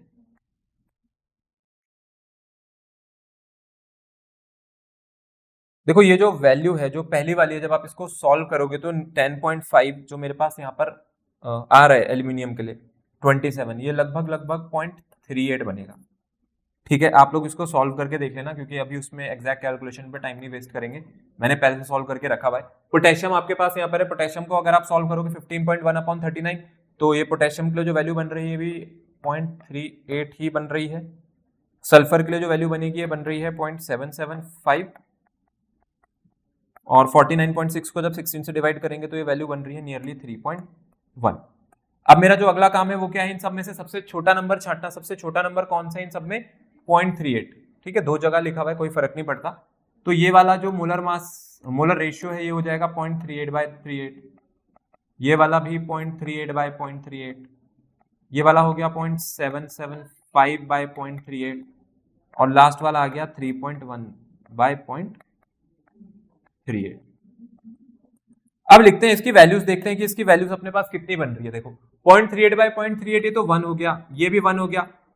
अब ये 0.38 का लगभग डबल है। अगर मैं देखूं 38 का डबल होता है 74, 38 का डबल अगर आपके पास 38 का जो डबल है मेरे पास वो होता है 76। ठीक है, तो ये भी लगभग लगभग 76 है, मतलब 0.77 जो लिखा हुआ है। तो मैं इसमें ज्यादा सॉल्व नहीं करूंगा, मैं इसको सीधा सीधा क्या लिख दूंगा अपने पास 2 करके देख लेना। नियरली 2 के इक्वल आ रहा होगा, 2.04 आ रहा होगा, उसको 2 ही लेते हैं। चलो मैं तो आपके कहने पे 2.04 मान लेता हूं। ठीक है, लेकिन ये जो अगला वाला है ना, जब आप इसको सॉल्व करोगे तो ये जो वैल्यू बना करके दे रहा है, ये वैल्यू बना करके दे रहा है लगभग लगभग 8.1। ठीक है, मैं यहां से आपको वो राउंड ऑफ वाली चीज समझा रहा हूं। इनमें से ऐसी कोई भी वैल्यू नहीं है, ये 8.1 है। 8.1 को नियरली 8 लिख सकते हैं, 2.04 को 2 लिख सकते हैं, बाकी ये तो 1 है। यहां पे कोई मल्टीप्लाई करने की जरूरत नहीं है, इतना राउंड ऑफ किया जा सकता है, इतनी बातचीत चलती है। आ रही है बात समझ में, क्या बोला मैंने, इतनी चीज हम लोग यहां पर कर सकते हैं। तो इसका इंपेरिकल फॉर्मूला जो बन गया, इंपेरिकल फॉर्मूला कितना बन गया, AlKS2O8, ये तो आ गया इंपेरिकल फॉर्मूला। ठीक है, लेकिन आपसे पूछा है कि जो इसका फॉर्मूला है ना, मतलब मॉलिक्यूलर फॉर्मूला पूछ रहे हैं स्लेट में, वो एनहाइड्रस सॉल्ट का भी बताना है और क्रिस्टलाइन वाले पार्ट का भी बताना है। तो देखो उन दोनों को यहाँ पर अपने पास देख लेते हैं कि वो चीज यहाँ पर कैसे सॉल्व की जाएगी। तो देखो इसके आगे वाला पार्ट देखते हैं। अब हम लोगों को जो पूरा फॉर्मूला बनाना है, देखो वो कैसे बनेगा। कह रहे जब इस क्रिस्टलाइन सॉल्ट को हमने हीट किया ना, तो इसने 45.6% जो अपना वेट है, अपने वेट का 45.6% जो वेट है वो लूज कर दिया। अब मेरे को तो यही नहीं पता इसका ओरिजिनल वेट क्या है। ठीक है, क्या मेरे को इसका ओरिजिनल वेट पता है? नहीं, मेरे को इसका ओरिजिनल वेट अभी नहीं पता। और ये जो फॉर्मूला भी निकल करके आया है ये इंपेरिकल फॉर्मूला है। पहले काम करते हैं, इसका इंपेरिकल फॉर्मूला का ना मास निकाल देते हैं कि इंपेरिकल फॉर्मूला मास कितना है, क्योंकि अभी आपको आगे काम आने वाला है। तो देखो अगर मैं इंपेरिकल फॉर्मूला मास यहां पर निकालूं तो एल्यूमिनियम का होता है 27, पोटेशियम होती है 39, सल्फर होता है 32, 2 सा 64, ऑक्सीजन हो गया 16 इंटू 8, 16 इंटू 8 कितना बन जाएगा? 128। तो आप इन सबको जब ऐड करोगे तो यहां से ऐड करने पर अपने पास देखो क्या आंसर निकल करके आएगा, 8 4 12 और 9 21 7 28, फिर 2 6 8 3 11 2 13, ये बन गया 15। तो आंसर आ गया यहां से 258 ग्राम। ठीक है, कितना निकल करके आ रहा है इंपेरिकल फॉर्मूला मास आपके पास? 258। चलो अब देखते हैं इसका क्या यूज है। पहले देखते हैं कि जो क्रिस्टलाइन सॉल्ट है ना, इसने अपना हाइड्रस पार्ट जो लूज किया। हाइड्रस पार्ट का मतलब है जो वाटर ऑफ क्रिस्टलाइजेशन थी। ठीक है, वाटर ऑफ क्रिस्टलाइजेशन मतलब वो पार्ट जो कि आपके पास वाटर मॉलिक्यूल्स के थ्रू जुड़ा हुआ था, H2O के थ्रू। कितना लूज कर गया ये? 45.6% ऑफ इट्स वेट। चलो मैं मान लेता हूं कि ये कंपाउंड का जो वेट है ना वो 100 था, क्योंकि जब मुझे पता ही नहीं है तो भाई कुछ तो करना पड़ेगा। तो अगर मैं कंपाउंड का वेट 100 ग्राम मान लूं तो उसमें से वाटर कितना लूज किया उसने? 45.6 ग्राम। कितना वाटर लूज करेगा ये? 45.6 ग्राम। तो देयरफॉर मास रिमेन्ड, कितना मास आपके पास बच गया कंपाउंड का? कितना मास बच गया? 100 में से क्या हटा देंगे? 100 में से हटा देंगे अपने पास ये 45.6। ठीक है, 100 में से क्या हटा रहे हैं हम लोग यहाँ पर? ये 45.6, और 100 में से 45.6 हटाएंगे तो ये निकल करके आ जाएगा आपके पास 54.4 ग्राम। तो ये वो मास है जो अभी भी आपके कंपाउंड ने रिटेन कर रखा है। तो इसका मतलब ये जो मास निकल करके आ रहा है ये किसका है? ये एल्यूमिनियम, पोटेशियम, सल्फर और ऑक्सीजन वाले पार्ट का मास है। किसका मास है? एल्यूमिनियम, पोटेशियम, सल्फर, ऑक्सीजन वाले पार्ट का मास। क्योंकि वाटर ऑफ क्रिस्टलाइजेशन का जो पार्ट है वो 45.6 ग्राम वाला था, वो वाटर जो पार्ट है वो तो चला गया वहां से। तो इसने अपने पास इतना मास जो है वो बचा लिया। बहुत सिंपल बात है। अब अगर मेरे पास जो एनहाइड्रस पार्ट है, अगर मेरा एनहाइड्रस पार्ट 54.4 ग्राम वेट कर रहा है, कितना वेट कर रहा है एनहाइड्रस पार्ट? ये जो मास रिमेन्ड है ना ये किसका है? ये एनहाइड्रस पार्ट है इसका। ठीक है, ये एनहाइड्रस सॉल्ट है 54.4 ग्राम। तो अगर आपके पास एनहाइड्रस सॉल्ट का वेट 54.4 ग्राम आ रहा है तो उसके अंदर वाटर ऑफ क्रिस्टलाइजेशन कितनी है? 45.6 ग्राम है। इतने पे इतनी आ रही है। और अगर मैं इंपेरिकल फॉर्मूला के हिसाब से चलो, इंपेरिकल फॉर्मूला मास कितना था? 258। तो ये जो 258 है अब इसके हिसाब से निकाल देते हैं भाई कितनी आएगी। Unitary method simple.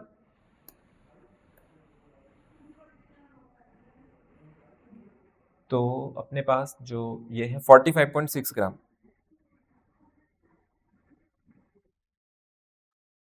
54.4 gram of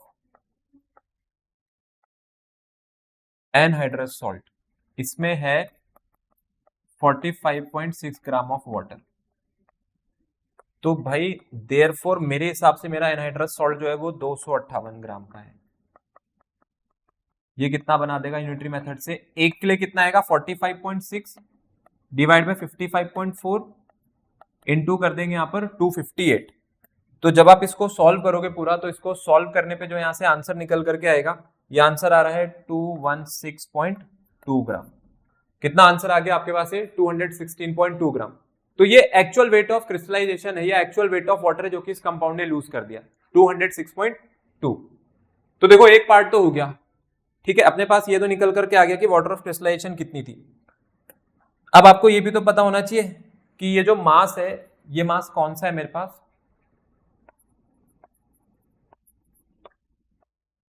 ये वो मास है वाटर का जो लूज किया गया है, एक्चुअल मास है। चलो अब एक्चुअल नंबर निकालते हैं कि वो कितना है। देखो अब इस क्वेश्चन में जितनी भी चीजें आपके पास लिखी हुई है उसके हिसाब से हमने जब क्वेश्चन आगे सॉल्व किया तो इसने आपको क्या बताया कि जो फॉर्मूला, एम्पेरिकल फॉर्मूला वो AlKH2O8 है। अब यहाँ पे जो वाटर ऑफ क्रिस्टलाइजेशन है उसका मास 216.2 ग्राम बन रहा है, लेकिन आपको कह रहे हैं कि भाई मेरे को तो एग्जैक्ट फॉर्मूला बताओ उस एनहाइड्रस और उस क्रिस्टलाइन सॉल्ट का। अब देखो इसको कैसे किया जाएगा। तो देखो मास अपने पास आ चुका है, यहाँ पर जो वाटर ऑफ क्रिस्टलाइजेशन थी उसका कितना है 216.2 ग्राम, तो मास आपको पता चल गया है। अब मेरे को जो एग्जैक्ट फॉर्मूला है भाई इसका देखो जो भी रहा हो, जैसे फॉर्मूला है ये AlK, उसके बाद लिखा है H2O8, ठीक है। इसमें भाई अपने पास क्या लगी होगी, वाटर ऑफ क्रिस्टलाइजेशन लगी होगी, पर इसके कुछ मॉलिक्यूल्स होंगे। अब ये कितने मॉलिक्यूल्स है ये आपको नहीं पता, ये X मॉलिक्यूल्स जो है आपको नहीं पता, तो ये सब उसी के लिए किया है। अब अगर मैं देखूं तो मेरे को क्या मिल गया, यहां पर मास मिल गया। अगर मैं गिवन मास को मोलर मास से डिवाइड कर दूं, अगर मैं गिवन मास को मोलर मास से डिवाइड कर दूं तो क्या मेरे को नंबर ऑफ मोल्स पता चल जाते हैं? बिल्कुल पता चल जाते हैं। और जो नंबर ऑफ मोल्स है it is directly proportional to the number of atoms या मॉलिक्यूल्स, मतलब जितने मोल्स होंगे उतने मॉलिक्यूल्स या एटम्स भी होते हैं, क्योंकि असलियत में जो चीज हम यहाँ पर लगाते हैं वो आपके पास अभी मॉलिक्यूल्स हैं बट वो मोल्स के रेशियो में ही चेंज होती है। तो भाई वो निकाल देते हैं अब यहाँ से, सिंपल सी बात है।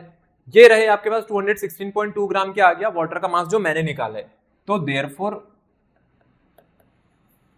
कितने नंबर ऑफ मॉलिक्यूल्स लगे हैं वाटर के, वो कैसे निकलेगा, वो आपके पास निकलेगा 216.2 डिवाइडेड बाय वाटर का मास कितना होता है, मोलर मास 18, ठीक है। यहां पर हम लोगों ने कौन सा फॉर्मूला यूज करा है, यहां पर हम लोग यूज कर रहे हैं number of moles. Number of moles क्या होता है, given mass by molar mass. Given mass upon molar mass कर देंगे तो नंबर ऑफ मोल्स आ जाते हैं, एंड नंबर ऑफ मोल्स जो है डायरेक्टली प्रोपोर्शनल होते हैं नंबर ऑफ पार्टिकल्स के, चाहे एटम हो चाहे मॉलिक्यूल हो चाहे आयन हो। 2216.2 डिवाइड बाय 18 करेंगे तो ये लगभग ध्यान रहे इसको पॉइंट में तो करना नहीं है, तो आप होल नंबर में काट दो कि नियरली कितना कटेगा, ये 12 टाइम्स कट रहा है, नियरली 12 टाइम्स। तो देयरफॉर जो फॉर्मूला निकल करके आ गया ना वो आ जाएगा AlK H2O8.12H2O। ये है आपके पास इसका सिंपलेस्ट फॉर्मूला, ये हो जाएगा मेरे पास इसका आंसर। तो ये था अपने पास ये क्वेश्चन जिसने आपको इतना ज्यादा कैलकुलेशन करवाई, पर कोई बात नहीं, इस तरीके के क्वेश्चन भी आपको करने, हर चीज करनी आनी चाहिए। इसके बाद चलते हैं इस क्वेश्चन पर। अब ये हमारे पास जो क्वेश्चन है ये कॉम्पिटिटिव एग्जाम में आ चुका है, और अगर मैं उस कॉम्पिटिटिव एग्जाम की बात करूं तो ये है आपके पास जेईई मेंस 2018 का क्वेश्चन। ये आपसे पूछा जा चुका है जेईई मेंस 2018 में, और अच्छा क्वेश्चन है। देखो अभी तक जितनी भी चीजें हम लोगों ने करी हैं वहां से क्या सीखा है, ये पूरा क्वेश्चन आपसे वो टेस्ट करवा लेगा। इसमें लिखा है कि जो रेशियो है ना मास परसेंटेज का कार्बन और हाइड्रोजन का किसी ऑर्गेनिक कंपाउंड में, वो 6:1 है। ये किसका रेशियो है, कार्बन और हाइड्रोजन का। इसका एक मॉलिक्यूल, इस कंपाउंड का एक मॉलिक्यूल जो है उसके पास कह रहे हैं it contains half as much oxygen as required to burn 1 molecule of compound CXHY। कह रहे इस कंपाउंड के पास जो ऑक्सीजन है ना वो पता है कितनी है, वो उतनी है जितनी ऑक्सीजन इस कंपाउंड को बर्न करने के लिए लगेगी उसके हाफ के। Contains half as much oxygen as required to burn 1 molecule of CXHY, ठीक है। तो पहले बात तो ये हो रही है कि इसको बर्न कर रहे हैं, इसको जला रहे हैं। तो ये जो CXHY है जब इसको जलाया जाएगा, ये एक हाइड्रोकार्बन है, कोई भी हाइड्रोकार्बन अगर जलेगी तो वो सिर्फ क्या बना सकती है, CO2 और वाटर। भाई इसके अलावा ये कुछ नहीं कर सकती। क्या बना सकती है अपने पास से, CO2 और वाटर। कह रहे हैं यहां पे जो भी ऑक्सीजन लगेगी इस ऑक्सीजन का हाफ रिक्वायर्ड है, इस ऑक्सीजन का हाफ है यहां पर, ये जो CXHYOZ में आपको दिख रहा है। देखो अब इसको कैसे किया जाएगा। सबसे पहले जो वहां पर मास का आपको रेशियो दे रखा है उसका यूज करते हैं। तो देखो आपके पास कार्बन और हाइड्रोजन का जो एक्चुअल रेशियो है मास का वो कितना होता है आपके पास, 12:1 होता है। बिल्कुल होता है, क्यों होता है, क्योंकि कार्बन का भाई होता है 12, ये है 1, तो कितना आ गया यहाँ से मेरे पास, कार्बन रेशियो हाइड्रोजन आ गया ओरिजिनल 12:1। चलो बहुत अच्छी बात है। क्वेश्चन में जो रेशियो है वो है आपके पास 6:1 का। कितना है अपने पास वो, 6:1। इसका मतलब यह है कि जब यहां से कार्बन और हाइड्रोजन जो है ना, जब आप इसको निकालोगे CXHY और ये जो OZ दे रखा है, अगर मैं यहां पे देखूं तो कार्बन का जो मास है वो कितना होता है, क्या कार्बन का मास आपके पास 12 होता है, तो टोटल मास कितना बनेगा कार्बन का 12 इंटू एक्स, और वैसे ही हाइड्रोजन का टोटल कितना बनेगा 1 इंटू वाई, यही बनेगा। ये बन गया कार्बन का मास, ये बन गया हाइड्रोजन का मास। तो इसका जो रेशियो है, यहां से अगर मैं रेशियो को देखूं तो यहां से कार्बन रेशियो हाइड्रोजन कितनी आ गई 12x/y। अब इन्होंने कहा कि ये जो आपके पास रेशियो बन रहा है, ये जो रेशियो बन रहा है ये कितना है, ये 6:1 है। तो मैं 12x/y को किसके इक्वल रख दूंगा, 6:1 के, क्योंकि इसके मास का रेशियो मेरे हिसाब से तो यही बन रहा है। तो देयरफॉर 6y = 12x, इससे 2 टाइम्स काटेंगे तो देखो y की वैल्यू कितनी आ गई, यहां से y की वैल्यू आ रही है 2x। कितनी आ रही है y की वैल्यू अपने पास? 2x। अब ये जो y की वैल्यू 2x आई है ना, उसका यहां पर इस्तेमाल करेंगे। अब देखो मैं ऐसा क्यों कर रहा हूं। पहली बात तो इक्वेशन बैलेंस नहीं है, आपको इक्वेशन बैलेंस करनी थी। अगर आप इक्वेशन को बैलेंस करने के लिए जाओगे ना, आप कार्बन तो बैलेंस कर दोगे, यहाँ पे x कार्बन है तो आप यहाँ भी क्या लगा दो, आप x लगा दो। लेकिन ऐसा करते ही ना आप हाइड्रोजन जब आप बैलेंस करोगे तो हाइड्रोजन में y लगा हुआ है, और अगर मैंने हाइड्रोजन बैलेंस करी तो एक बार ऑक्सीजन के सामने x आ गया, यहाँ पर एक बार ऑक्सीजन के सामने y आ जाएगा, तो x और y में आ जाएगी वो चीज। लेकिन मेरे को तो कोई एक ही चीज यहाँ पर रखनी है। आप लोग समझ पा रहे होंगे मैं क्या बात कह रहा हूं। मैं कह रहा हूं कि अगर ये y है तो मुझे यहां पर भी y में ही इसको बैलेंस करना पड़ता। मैं y/2 लिखता, अगर मैं y/2 लिखता तो हाइड्रोजन तो बैलेंस हो जाती, पर अब ऑक्सीजन जो है ये y/2 होगा और यहाँ पर ऑक्सीजन x में आ गई, तो मेरे को पता ही नहीं चल रहा है टोटल ऑक्सीजन कितनी यूज हो रही है, क्योंकि वो x और y में यूज हो रही है और इधर भी x और y में बैलेंस करना है। तो क्यों ना सबको x के लिए बैलेंस कर लेते हैं। कैसे कर लेंगे? CXHY है ना, और y किसके इक्वल है? 2x के, तो मैं यहाँ पे 2x लिख देता हूं। अब आसान हो गया। क्यों आसान हो गया? क्योंकि अब मुझे सिर्फ x के लिए बैलेंस करना है, सिर्फ x के लिए। देखो h की वैल्यू यहां पर 2x है, तो मुझे यहां पर क्या लगाना है? x। हो गया आपका h 2x। ऑक्सीजन देखो यहां पर आपके पास 2 है, कार्बन x है, तो पहले यहां पे कार्बन x है तो मैं यहां पे कार्बन के आगे भी x लगा देता हूं। ठीक है, कार्बन भी बैलेंस हो गई। तो आप देखो कि आपके पास टोटल ऑक्सीजन एटम कितने इन्वॉल्व है, यहां पर कितनी टोटल ऑक्सीजन इन्वॉल्व है, तो टोटल ऑक्सीजन एटम्स इन्वॉल्व। पूरा बैलेंस मत करो, क्योंकि आप ये निकाल दो कितने ऑक्सीजन एटम इन्वॉल्व हैं, क्योंकि मेरे को बैलेंसिंग थोड़ी देखनी है, मेरे को तो देखना है प्रोडक्ट पे कितने एटम बने। भाई प्रोडक्ट पे जितने एटम बनेंगे या जितने मोल बनेंगे उतने यूटिलाइज हुए होंगे। Law of conservation of mass चल रहा होगा, कितने यूटिलाइज हो रहे हैं, ये हो गया आपके पास x, इधर से निकल करके आ रहा है इंटू 2। अच्छा ये ध्यान रहे, ये दोनों आपको x और मल्टीप्लीकेशन एक जैसे लगेंगे। देखो यहाँ पे 2 है, ये x है, तो ये हो गया 2x प्लस यहाँ पे कितना है? सिर्फ x। कितने निकल करके आगे टोटल ऑक्सीजन के एटम जो यहाँ पर इन्वॉल्व है अपने पास, वो कितने हो गए यहाँ से? 3x। तो उन्होंने बोला कि इसके अंदर जो ऑक्सीजन के एटम्स है ना, इसके अंदर ऑक्सीजन के एटम्स कितने हैं? कह रहे वो उतनी ही ऑक्सीजन होगी जितना कि इसको बर्न करने के लिए लगी थी, उसका हाफ।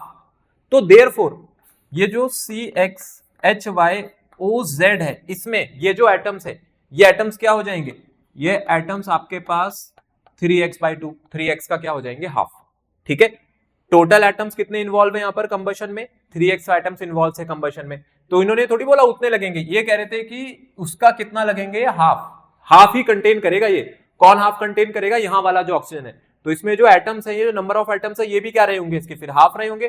तो ये Z की वैल्यू कितनी आ जाएगी मेरे पास? 3x/2। चलो भाई फिर अब इंपेरिकल फॉर्मूला बना देते हैं। इंपेरिकल फॉर्मूला अगर बनाएंगे तो अब निकालते हैं carbon ratio, hydrogen ratio, oxygen. Carbon के लिए x है, हाइड्रोजन के लिए 2x है, और इसके लिए Z के लिए कितना है? ये 3x/2। तो जब आप इसको कैंसिल करोगे तो x x x कैंसिल हो गए। बाकी इसको अब आपको होल नंबर बनाना पड़ेगा। ये 2 है तो ये भी 2 इंटू 2 इंटू 2। तो जब हम इसको यहाँ पर 2 से मल्टीप्लाई करके देखेंगे तो देखो इसको होल नंबर बनाने के लिए अब ये कितना बन गया? ये बन गया 2, ये आ गया आपके पास 2 2 4। बाकी ये 2 से 2 तो कट जाएगा, तो ये बन गया 2:4:3, मतलब C2H4O3। तो C2H4O3 मतलब ऑप्शन नंबर डी जो है आपके पास ये हो जाएगा इसका आंसर। तो अच्छा क्वेश्चन है, जेईई मेंस 2018 में पूछा गया इसीलिए। तो अगर आपने पिछला जितना भी अच्छे से सीखा एम्पेरिकल फॉर्मूला, मॉलिक्यूलर फॉर्मूला निकालना, उससे अब ये बहुत ऊपर लेवल पर नहीं है, बट हाँ ये है कि ये कोर कॉन्सेप्ट को टेस्ट कर रहा है आपके, कि आपने जितने भी अभी तक चीजें सीखी है वो क्या है। क्योंकि यहाँ पे इक्वेशन बैलेंसिंग भी लग गई, मतलब स्टोइचियोमेट्रिक कैलकुलेशन भी लग गई। उसके साथ साथ एम्पेरिकल फॉर्मूला, मॉलिक्यूलर फॉर्मूला में किसी परसेंटेज का तो हमने यूज ही नहीं करा। यहाँ पर किस चीज का यूज करा भाई? वहां पे जो हम लोग देखते थे कि परसेंटेज का और एटॉमिक मास का काम किया, आपको तो मोलर रेशियो चाहिए, तो मैंने वही करा। मैंने यहाँ पर एटॉमिक रेशियो या मोलर रेशियो को कंपेयर करके फॉर्मूला बनाया। तो ये था आपके पास एक कॉम्पिटिटिव क्वेश्चन जो कि जेईई मेंस 2018 से है। इस तरीके के और भी कई क्वेश्चन ऑलरेडी नीट और जेईई में और भी पूछे जा चुके हैं, हर साल पूछे जाते हैं। तो आज की इस वीडियो में अभी आज के लिए इतना ही रखते हैं। आई होप आपको आज का सेशन समझ आया होगा। इसमें अगर मेरे से कोई पार्ट मिस हो गया हो तो आप नीचे कमेंट करके बता सकते हैं। बाकी जल्दी मिलेगी हमारी एक नेक्स्ट वीडियो में, तब तक के लिए आप लोग इसमें क्वेश्चन प्रैक्टिस करते रहिए।